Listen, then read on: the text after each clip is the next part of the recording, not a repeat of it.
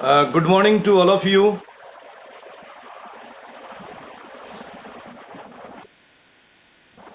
और सभी GCI परिवार के साथियों को, डियर स्टूडेंट को happy Rakshabandhan to all of you.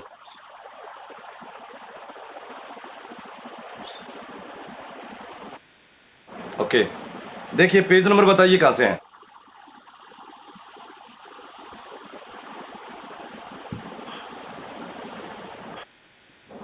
थोड़ा सा यहीं से देख लीजिएगा.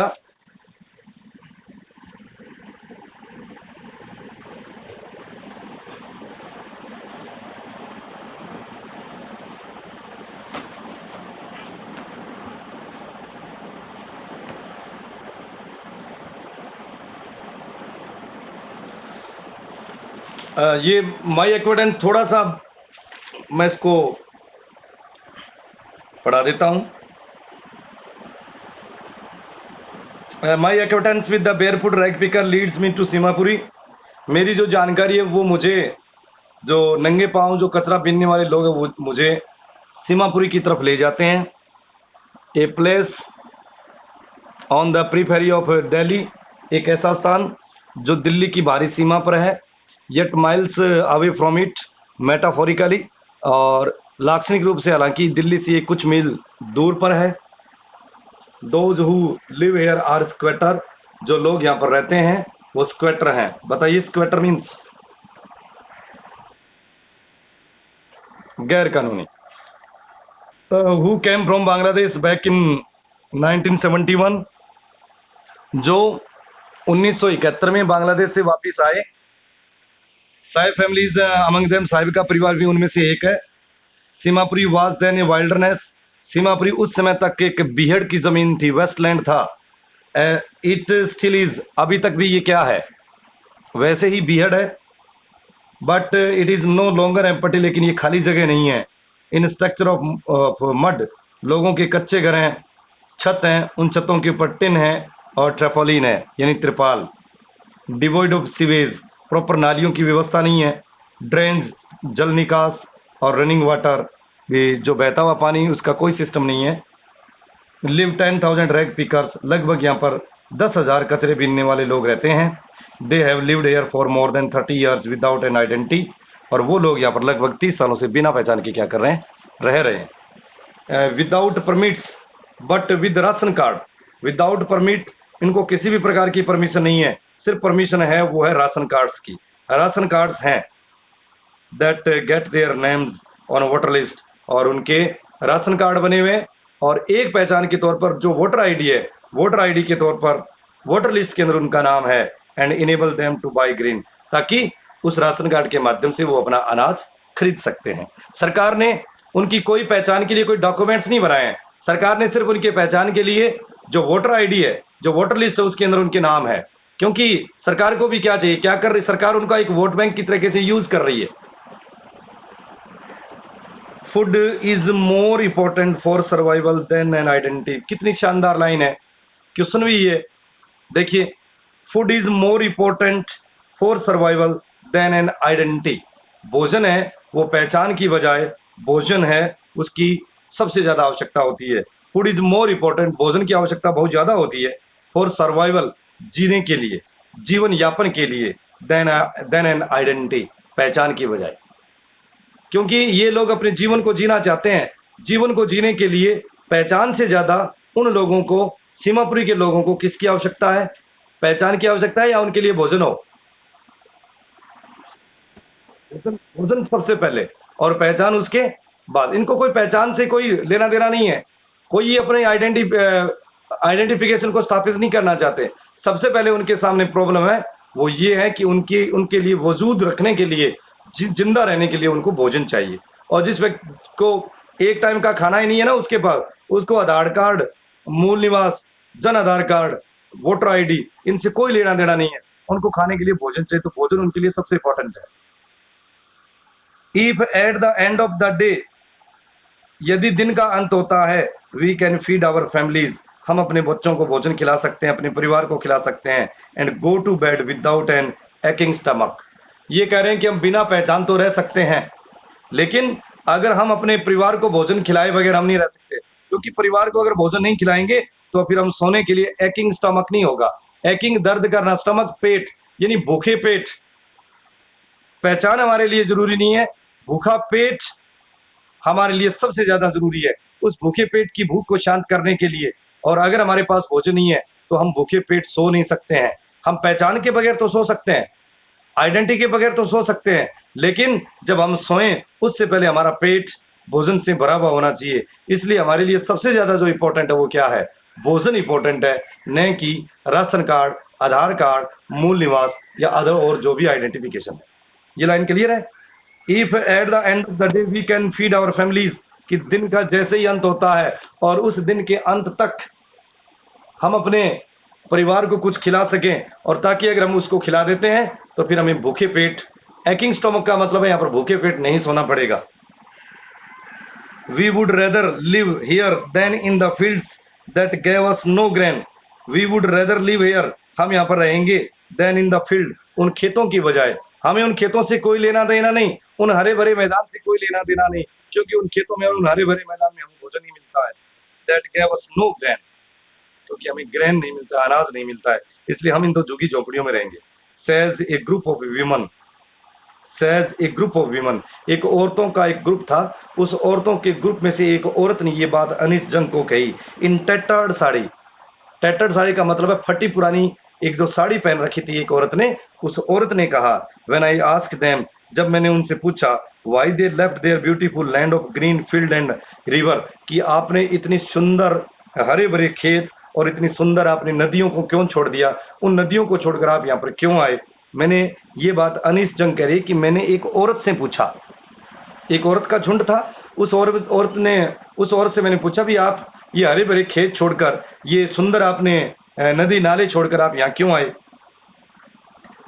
Where ever they find food, तो उस औरत ने जवाब दिया कि जहां भी हमें भोजन मिलता है, wherever they find food, जहां भी हमें भोजन मिलता है, दे पिच देयर टेंट, हम अपने तंबू गाड़ लेते हैं। अंडरलाइन, पिच देयर टेंट, तंबू गाड़ना, अपना डेरा लगाना।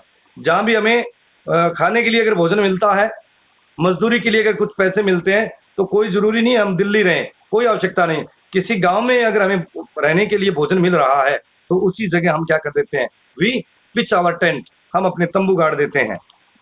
दैट बिकम्स ट्रांजिस्ट होम, और वो हमारे ट्रांजिस्ट होम बन जाते हैं। अंडरलाइन ट्रांजिस्ट, अस्थाई, हमारे फिर वो अस्थाई घर होते हैं। 10 दिन, 15 दिन, 20 दिन, 25 दिन, कितने दिन तक का होता है? जब तक हमें भोजन मिलता है तब तक हम वहां रहते हैं। Children grow up in them, बच्चे भी इन तंबुओं में, बच्चे भी इन डेरों के अंदर बड़े होते हैं, बढ़ते हैं। बिकमिंग पार्टनर्स इन सर्वाइवल, हमारे जीवन के अंदर, सर्वाइवल का मतलब है जीवन को जीना, जीवन को जीने के लिए बच्चे भी हमारे पार्टनर्स बनते हैं, यानी भागीदार बनते हैं। हम भी अगर मेहनत कर रहे हैं, हम भी अगर कुछ पैसा कमा रहे हैं, तो हमारे जो छोटे बच्चे हैं वो भी ये जो कूड़े का ढेर होता है उनसे वो कचरा एकत्रित करते हैं या जो भी सामान एकत्रित करते हैं, और उसके बदले में इक्का दुक्का रुपया 2 रुपया जो भी मिलता है उससे हम भोजन लेकर आते हैं। तो यहाँ पर बच्चों की जो सहभागिता है, सीमापुरी के अंदर बच्चों की जो सहभागिता है वो किसके अंदर है? क्या सीमापुरी के अंदर बच्चे स्कूल जाते हैं? नहीं जाते। क्या करते हैं बच्चे सीमापुरी के अंदर?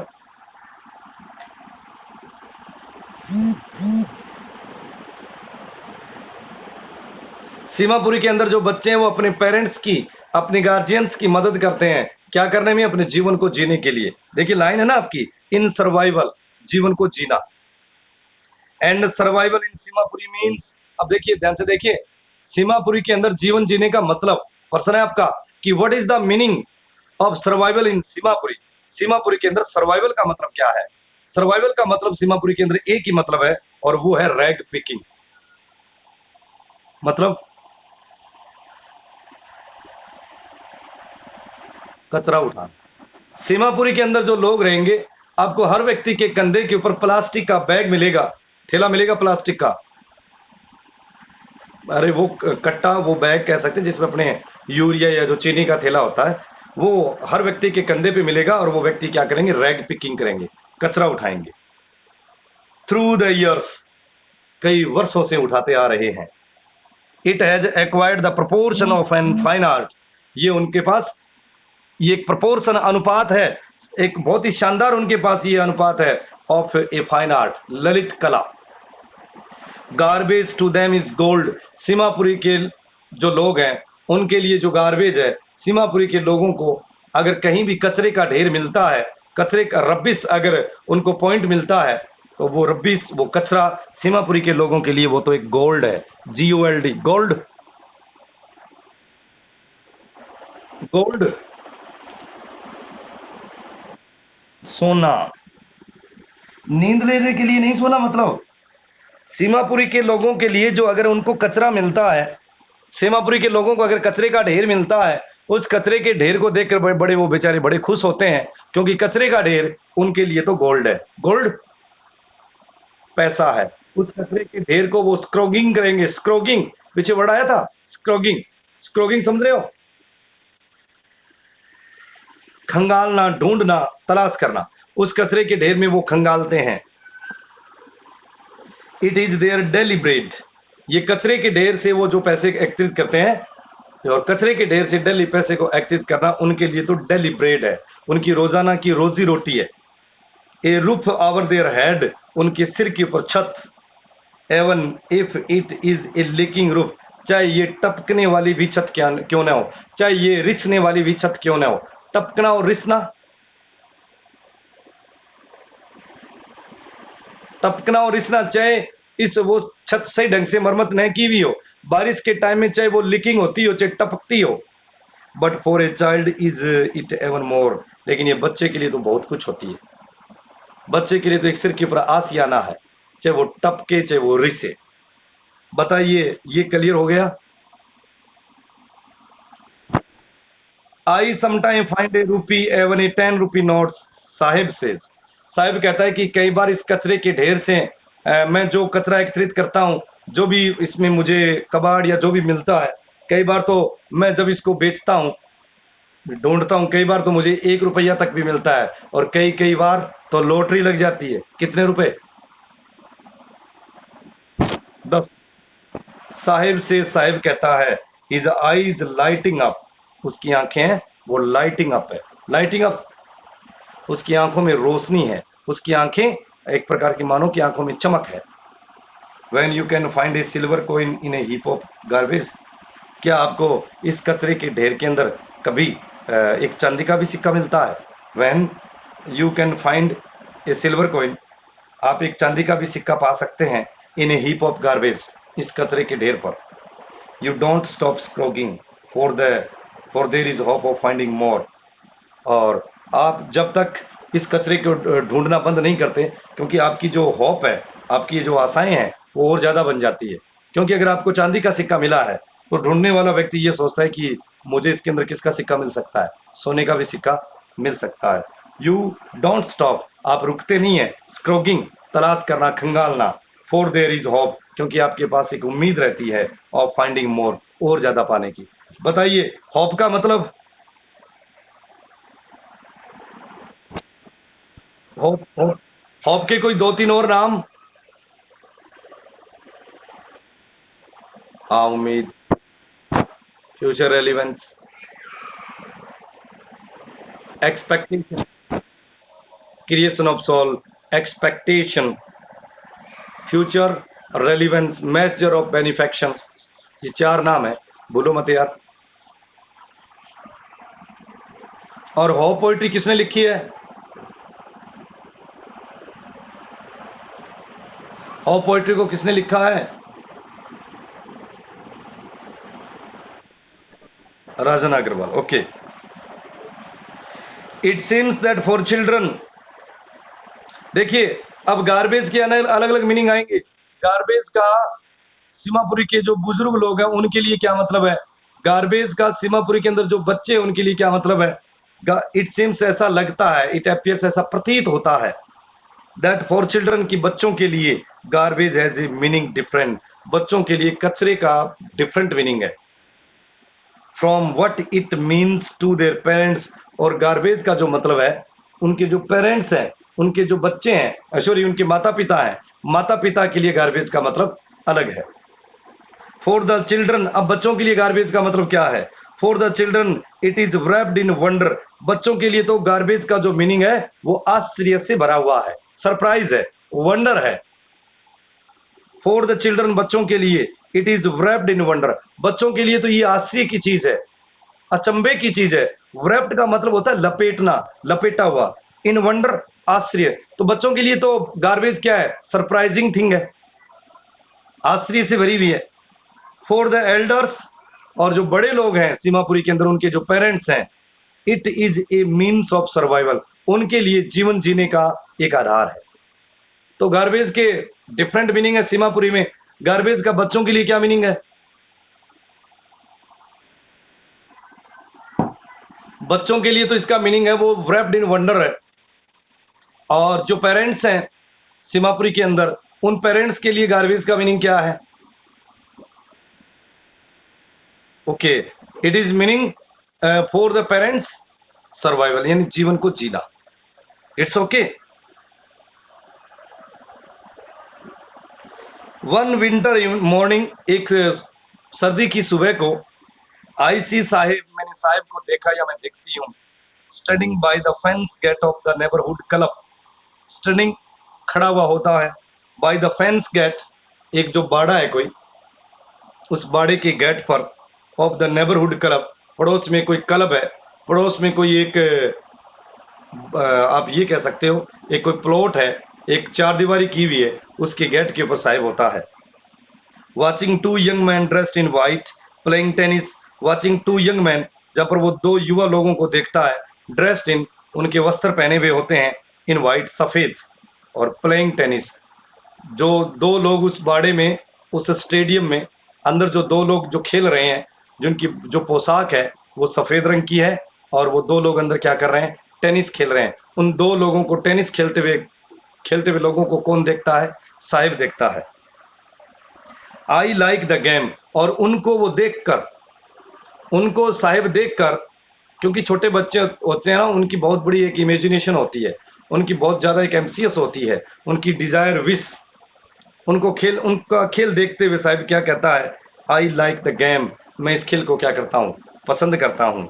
ही हम्स, वो अंदर ही अंदर क्या करता है, हम्स, बोलता नहीं है जैसे बिचाए लेंगे क्या, इस प्रकार का एक अंदर ही मतलब अंदर की आवाज। Content to watch it standing behind the fence, content to watch, इस खेल को देखते हुए बड़ा वो संतुष्ट होता है, स्टैंडिंग बिहाइंड द फेंस, जो इस बाड़े के पीछे वो खड़ा हुआ है। I go inside when no one is around, अब साहिब अनिस जंग से कह रहा है, आई गो इनसाइड, कि मैं इस बाड़े के अंदर जाता हूं, इस स्टेडियम के अंदर जाता हूं, when no one is around, जब इस चारों ओर कोई नहीं होता है, स्टेडियम खाली होता है, जब कोई नहीं होता तो मैं इसके अंदर जाता हूं।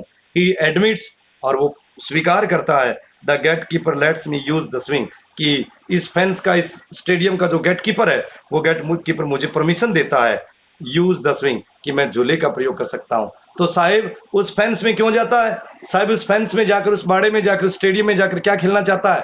झूला, झूले के ऊपर वो झूलना चाहता है। स्विंग, स्विंग समझ गए? SWING, झूला झूलना, कि वो झूला झूलने के लिए इस फेंस में जाता है, और उस फेंस का जो गेट कीपर है, जो दरबान है, जो वॉचमैन है, जो पैरी है, जो संतरी है, वो उसको परमिशन देता है कि आप अंदर जाइए और उसको झूल सकते हैं। Sahib two is wearing tennis shoes, Sahib ने भी टेनिस के जूते पहन रखे हैं। दैट लुक स्ट्रेंज, जो बड़े अजीबो गरीब, जो बड़े विचित्र नजर आते हैं।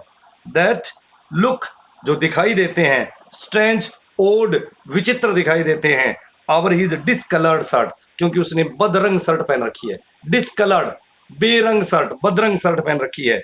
एंड शॉर्ट, और निक्कर, उसने जो शर्ट और जो निक्कर पहन रखी है वो बहुत ही बदरंग है, अलग अलग कलर की है। उसके नीचे उसने टेनिस के शूज पहन रखे हैं, जो बहुत ही अटपटे नजर आते हैं। क्या वो टेनिस के शूज साहिब के खुद के हैं? खुद के नहीं। Someone gave them to me, अब बेचारा साहिब बता रहा है कि किसी व्यक्ति ने वो जो टेनिस के जूते थे वो मुझे दिए। Someone, किसी व्यक्ति ने, gave, दिया, them to me, them उन जूतों के लिए आया है। Someone gave them to me, किसी व्यक्ति ने वो जूते मुझे दिए। He says in the manner of an explanation, वो एक स्पष्टीकरण के भाव से कहता है, एक्सप्लेनेशन, क्लैरिफिकेशन। वो एक स्पष्टीकरण के भाव से कहता है कि ये जूते मेरे नहीं है। All these shoes, all this shoes pair is not mine, ये जूतों की जोड़ी मेरी नहीं है, but someone gave to me, ये किसी ने मुझे दिया है।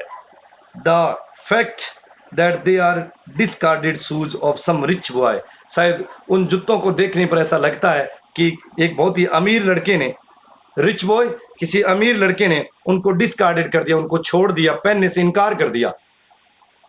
Who perhaps refused to wear them, शायद उस अमीर बच्चे ने उनको पहनने से इनकार कर दिया। Because of a hole in one of them, क्योंकि उन टेनिस के जूतों में से एक जूते के अंदर क्या हो गया, कोई छेद हो गया, कोई कंकर लग गया, कोई कांटा लग गया। छेद होने से उस अमीर लड़के ने उनको छोड़ दिया, उसने इनकार किया कि नहीं, मैं पुराने जूते नहीं पहनूंगा, मैं नए पहनूंगा। और अगर अब ये पुराने जूते साहिब को मिल जाए, जिसने जिंदगी भर अपने पाँव में जूते पहने ही नहीं है, तो उसके लिए तो बेचारे के लिए जूते नहीं है ना, साहिब के लिए तो ये जूते नहीं होंगे। Does not bother him, bother underline, worry, Sahib ये कोई परवाह नहीं करता है कि छेद, चाहे वह धड़कला हुआ है, नहीं वो पूरो को पूरो अगर जूतो पाटेड़ो हुआ है, साहिब के लिए कोई परवाह नहीं है, साहिब के लिए कोई मायने नहीं रखता है। बोदर, चिंता करना, मायना रखना। For one who has walked barefoot, एक व्यक्ति जो नंगे पांव चलता है, even shoes with a hole is a dream come true, अरे एक व्यक्ति जो नंगे पांव चलता और घूमता हो, आज उस बच्चे के पास अगर जूते आ जाए, चाहे उस जूते के अंदर छेद हो, तो कम से कम नंगे पांव चलने वाले बच्चे का, नंगे पांव चलने वाले बच्चे का सपना तो ड्रीम कम ट्रू होगा। अंडरलाइन ड्रीम कम ट्रू, सपना साकार होना, सपना सच होना, सपना हकीकत में बदलना। देखिए अनीस जंग ये कह रही है कि एक ऐसा बच्चा जिसने पूरी जिंदगी में जूते नहीं पहने, अगर उस बच्चे को छेद किया हुआ अगर जूता मिलता है और अगर उसको अगर वो पहनता है, तो उस बच्चे का सपना क्या हो रहा है, उस बच्चे का सपना साकार हो रहा है। और वो ये बच्चा कौन है,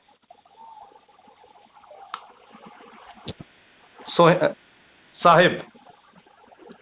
but the game he is watching so intently is out of his rich, लेकिन जिस खेल को वो देख रहा है, बट द गेम, लेकिन वो जो खेल, ही इज वॉचिंग, जिसकी वो निगरानी कर रहा है, जिसको वो देख रहा है, सो इंटेंटली, इतना वो इंटेंटली होकर देख रहा है, इतना वो उत्सुक होकर देख रहा है, इतनी वो गहनता के साथ देख रहा है, वो खेल उसकी out of his rich.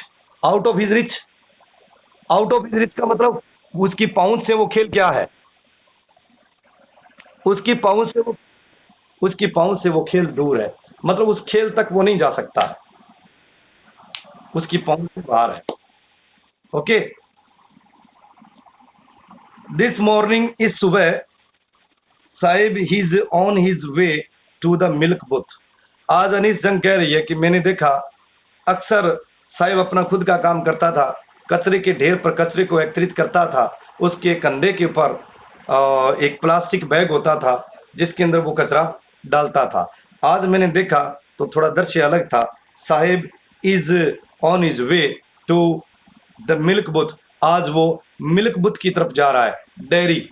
Milk booth जानते हो, a place where, a place where milk is sold, एक ऐसा स्थान जहां पर दूध को बेचा जाता है। A place where milk is sold and milk is bought, जहां पर दूध को बेचा जाता है और दूध को खरीदा जाता है, ऐसी जगह it is called milk booth, it is called dairy. Dairy समझ गए ना, जो गांव में होती है। भी डेयरी के ऊपर जिन लोगों के पास दूध होता है वो बेचने जाते हैं, और जिन लोगों के पास दूध नहीं होता है वो खरीदने जाते हैं, तो वो है तो मिल्क बुथ। तो आज एक बड़ी अच्छी चीज है। अभी यहाँ total number of the student in our meeting today 30 students are available, अभी 30 स्टूडेंट हैं। और एक खास अच्छी बात ये रही कि कोई बच्चा बीच में लेफ्ट करके नहीं गया है। अभी 31 है मेरे सहित, मुझे छोड़कर 30 स्टूडेंट्स मीटिंग में प्रेजेंट है। तो आज मैं ये कह सकता हूँ कि आज तक की ये सबसे बड़ी मीटिंग है, आज तक की सबसे बड़ी क्लास जिसमें 30 स्टूडेंट्स। ऑनलाइन क्लास की बात कर रहा हूँ, ड्यूरिंग इन लॉकडाउन, लॉकडाउन के अंदर जो ऑनलाइन क्लास चल रही है। तो वो डेयरी की तरफ जा रहा था, अपने रास्ते की तरफ था अपना। साहिब इज ऑन हिज वे, अब वो रास्ते में है। इन हिज हैंड, उसके हाथ में, is a steel canister, steel धातु, कैनिस्टर पोट बर्तन, और उसके हाथ में एक स्टील का बर्तन है। पोट कह सकते हैं, मिल्क कंटेनर कह सकते हैं, जिसके अंदर दूध होता है। I now work in A tea stall down the road, सड़क के नीचे एक टी स्टॉल है, एक चाय की दुकान है। उस चाय की दुकान के अंदर मैं काम करता हूँ। आज साहिब ने नौकरी करनी शुरू कर दी। आज साहिब ने अपना खुद का काम, जो पहले खुद का बिजनेस करता था, वो छोड़ दिया है। आज दूसरों की नौकरी कर रहा है। आई नाउ वर्क, अब मैं कार्य करता हूँ, इन ए टी स्टॉल, एक चाय की छोटी दुकान, डाउन द रोड, जो सड़क के जो नीचे एक दुकान है। सड़क के नीचे होने का मतलब सड़क से अंडरग्राउंड नहीं, सड़क के पास। ही सेज, वो कहता है, पॉइंटिंग इन द डिस्टेंस, जैसे इशारा करके बताता है दूरी पर कि वो दुकान देखिए वहां है। उस दुकान के ऊपर मैं क्या करता हूँ, चाय का काम करता हूँ। ये बात वो किसको बता रहा है? ये बात साहिब किसको बता रहा है? अनिश जंग को। I am paid 800 rupees and all my meals, मुझे 800 रुपये दिए जाते हैं महीने के। एंड ऑल माई मील, और 2 टाइम का भोजन। ये साहिब की तनख्वाह है, 800 रुपये महीने के, और प्लस 2 वक्त की रोटी मुझे नसीब होती है। Does he like the job?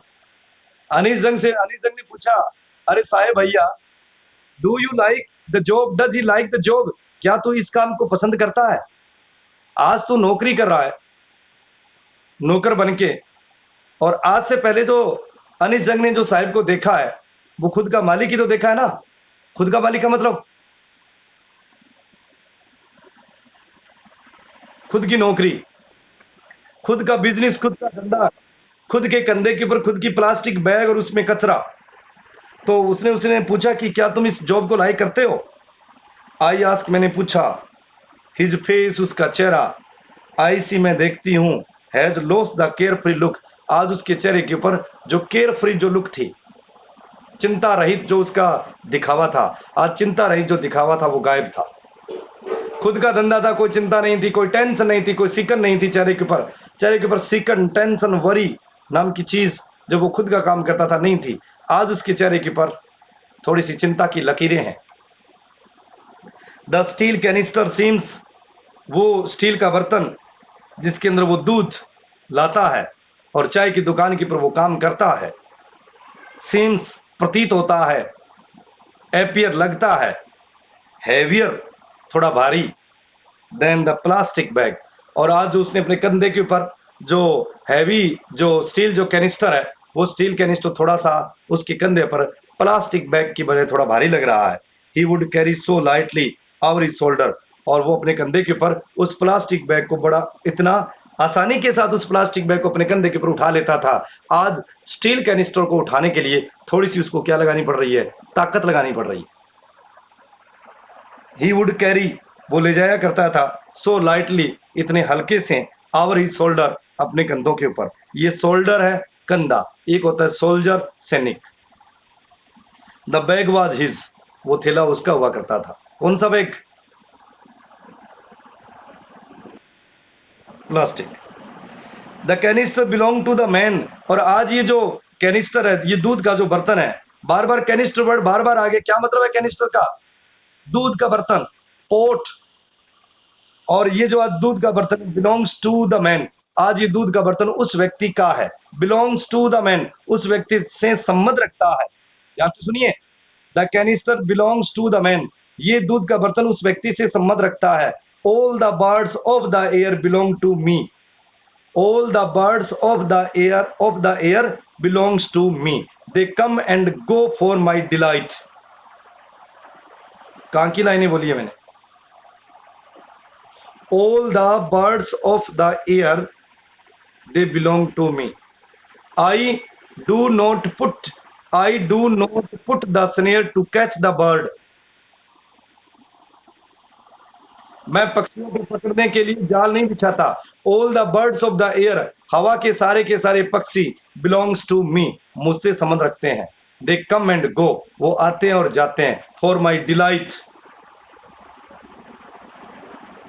मेरी प्रसन्नता के लिए। बल्यूटिट एंड ईगल, दो बर्ड्स का वो मेंशन करता है। कौन सी पोइट्री है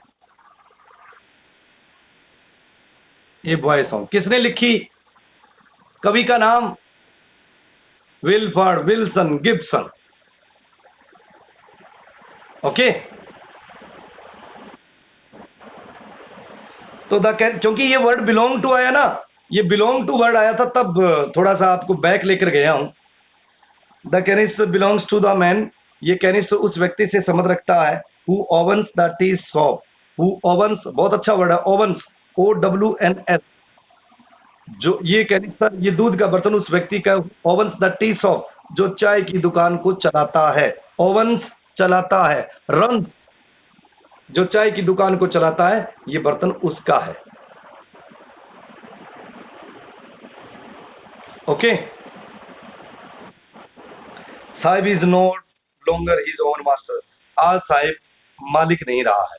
आज साहिब अपना खुद का काम करने वाला मालिक नहीं रहा है, बल्कि आज साहिब क्या बन गया? नौकर बन गया। अब तक ये जो कहानी थी वो साहिब की थी। अब साहिब के बाद एक लड़का और होता है जिसका नाम, whose name is Mukesh.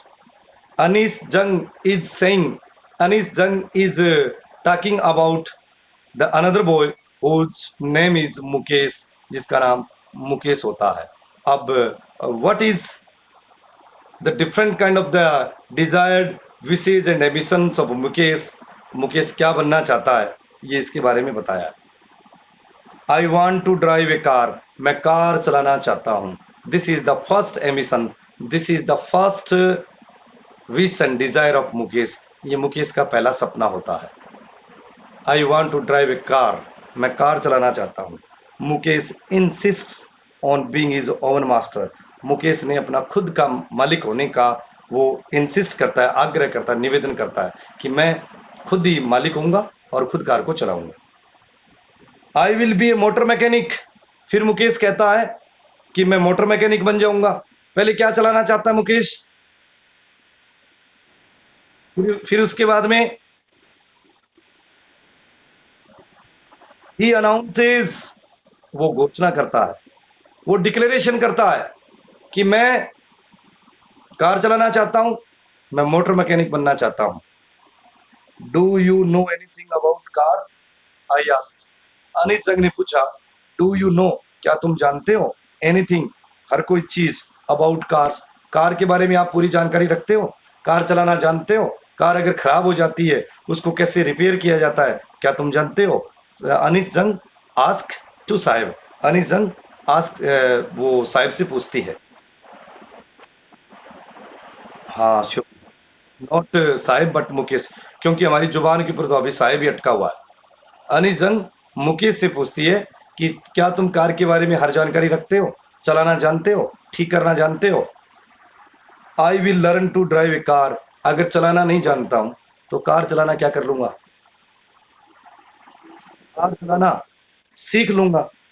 He answers, वो जवाब देता है, looking straight into my eyes, looking straight into my eyes, मेरी आंखों में सीधा देखते हुए, लुकिंग देखते हुए, स्ट्रेट सीधा, इनटू माय आईज मेरी आंखों में। हिज ड्रीम्स लूम, और उसका जो सपना है वो लूम्स नजर आता है, LOOMS, लूम्स, अस्पष्ट, अनक्लियर, उसका सपना थोड़ा सा अस्पष्ट सा नजर आता है।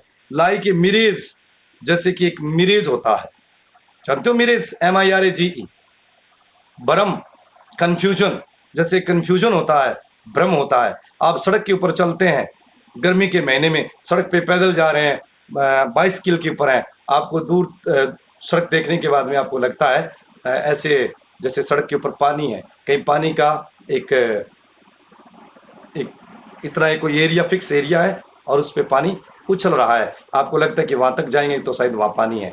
वहां जब आप जाते हो तो आपको पानी नजर नहीं आता है, फिर आप आगे देखते हैं, फिर भी आपको पानी नजर आता है। क्या पानी होता है? तो फिर वो क्या, आपको क्या नजर आ रहा है? That is the mirage, mirage होता है। Okay, amidst the dust of street, amidst के बीच में द डस्ट ऑफ स्ट्रीट, जो गलियां होती हैं उन गलियों की जो धूल होती है, उन गलियों की धूल में, सड़कों की धूल के ऊपर आपको इस प्रकार के मिरेज नजर आते हैं। That fills his that fills his town Firozabad, और जो उसके फिरोजाबाद कस्बे को भर देती है। पूरा का पूरा फिरोजाबाद है वो धूल से भरा हुआ कस्बा है। वहां वो रहता है, वहां गुजरता है, तो वहां पर क्या नजर आता है उसको? मिरेज नजर आता है। Famous for its bangle, this is the long and short type question. Why is Firozabad famous? Which thing is Firozabad famous? कौन सी चीज के लिए फिरोजाबाद फेमस है? What do you know about Firozabad? आप फिरोजाबाद के बारे में क्या जानते हैं? गांव में जितनी लेडीज जो चूड़ियां पहनती है और चूड़ी की जो डिबिया होती है, उस चूड़ी की डिबिया के ऊपर नोट कर लेना, ये वर्ड आएगा फिरोजाबाद, मेड इन फिरोजाबाद। और where is Firozabad situated? Firozabad is situated in Uttar Pradesh. Firozabad is famous for the bangle making. Firozabad किसके लिए प्रसिद्ध है? चूड़ियां बनाने के लिए। Every other family in Firozabad, Firozabad के अंदर हर परिवार, एवरी अदर फैमिली हर दूसरा परिवार, every family in Firozabad is engaged, every other family in Firozabad is busy. Firozabad के अंदर हर परिवार है वो इंगेज्ड है, अंडरलाइन इंगेज्ड, बिजी, लगा हुआ है इन मेकिंग बैंगल्स। क्या बनाने में लगा हुआ है? चूड़ियां। फुल स्टॉप कीजिए, और शायद ये आज तो पूरा नहीं होगा, कल तक कर, ठीक है। रक्षाबंधन का त्योहार बनाइए, बहन से प्रॉमिस कीजिए, क्योंकि भाई और बहन का बहुत ही एक अटूट रिश्ता है, और हमारी भारतीय सभ्यता, भारतीय संस्कृति का एक बहुत ही शानदार ये फेस्टिवल है, मेंटेन कीजिएगा। और there is the good relationship between the brother and sister, भाई और बहन का सबसे अगर कोई बड़ा त्योहार है वो है रक्षाबंधन। हम उम्मीद करते हैं कि आप अपनी बहनों की रक्षा करेंगे, और हम उम्मीद करते हैं कि जो आपकी बहनें हैं वो अपनी भाई की सुरक्षा के लिए भगवान से अच्छे वरदान और भगवान से अच्छी प्रार्थनाएं करेगी। Jai Hind, once again happy Rakshabandhan to all of you. Thanks a lot.